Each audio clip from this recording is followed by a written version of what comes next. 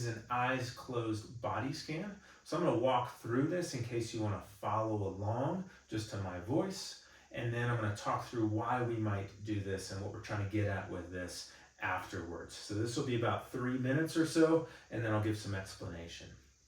So to start, find a place that's quiet and you can stand without being interrupted, either barefoot or in socks so we can feel the feet. And bring your feet close together, either touching the inside edges of the feet, or if that's not comfortable, as close as you can get them while standing comfortably. And then I'll invite you to close your eyes. And start with just 2 deep breaths, all the way in, and just a relaxed exhale. And as you do that, you might feel that your body's not still as a statue. You might be kind of swaying a bit side to side. And that's okay, just kind of feel that. And then we're going to pair some breathing with just scanning through the body. So you're going to take an inhale and exhale, and just bring your attention to your shoulders.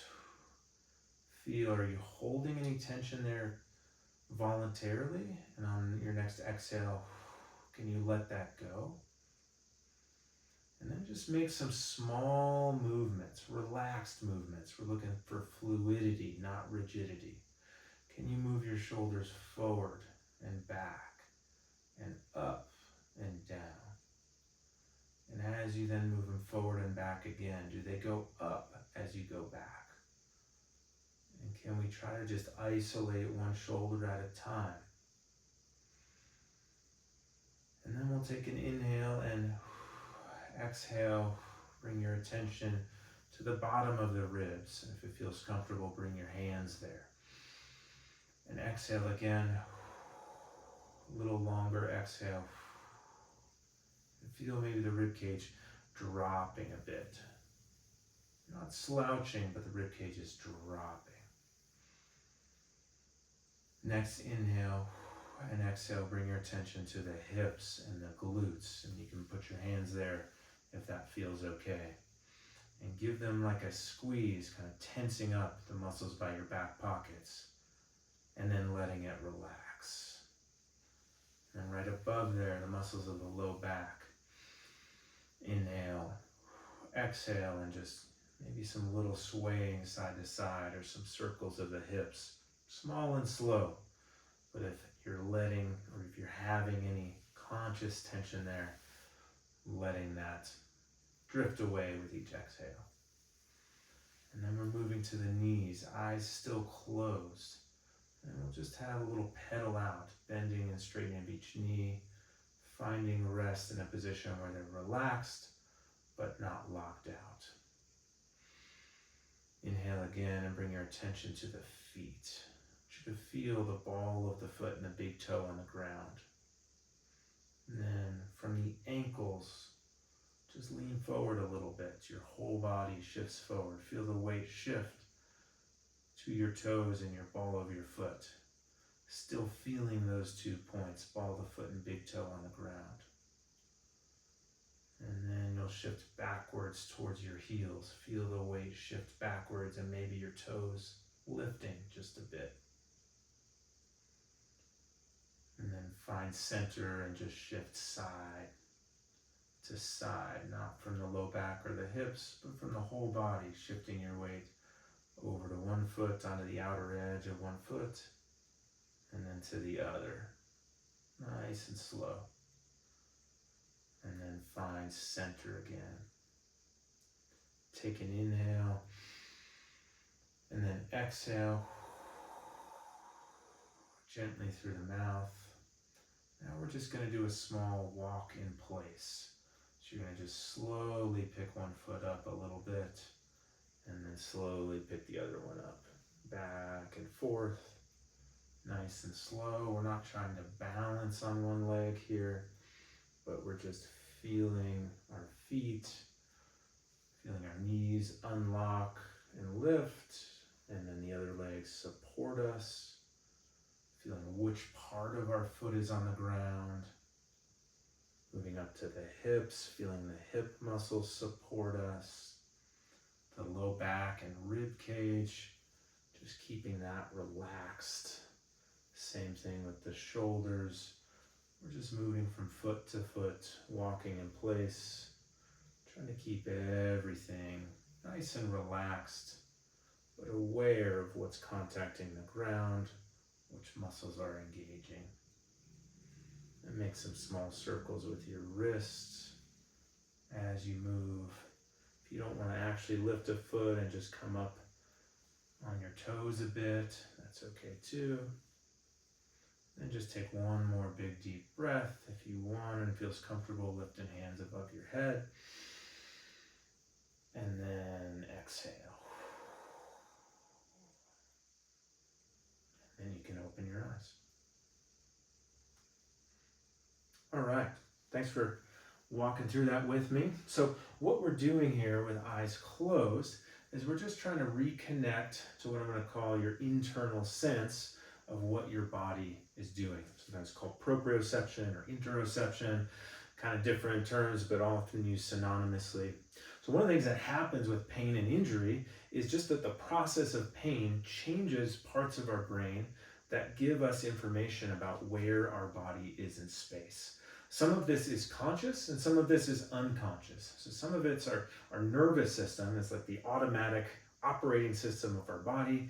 It runs all the things that happen in the background. So we digest food, we get hungry, we get sleepy.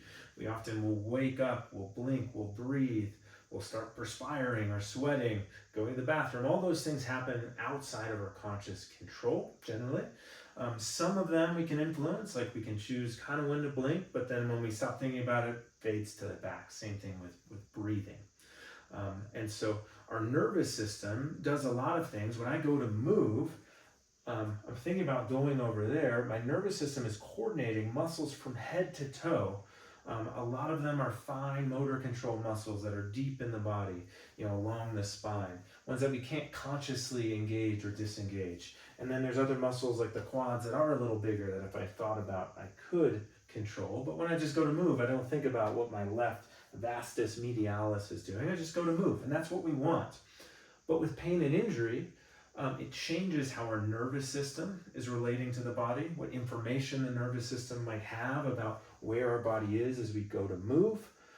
And also it can change my conscious awareness, so I can think that I'm moving in a certain way, but when I'm shown a video or a picture or I look, I'm actually moving in a different way. So often I see this where people are thinking their feet are straight or their knee is in a position, and they're actually kind of in a much different position that they think they are, and they don't notice until I point it out, and they look down and they're like, oh wow, I thought I was in a much different position.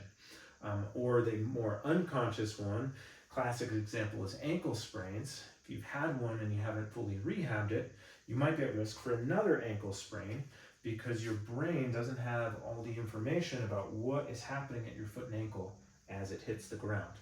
Part of the rehab process is restoring that. So there's a lot of drills for this, but I've been coming to just this standing feet together, eyes closed body scan, because when we have some of those changes to the nervous system and those areas of our brain, we start to rely much more on our eyes.